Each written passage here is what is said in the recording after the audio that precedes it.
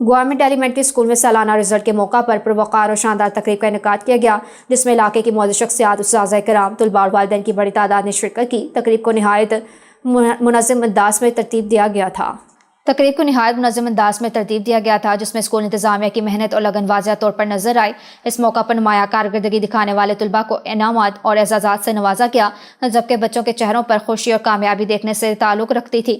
تقریب کے دوران طلباء نے مختلف خاکے اور پرفارمنسز پیش کیں، جن میں علم کی اہمیت، اساتذہ کے احترام اور فلسطین کے ساتھ اظہار یکجہتی جیسے موضوعات کو اجاگر کیا گیا۔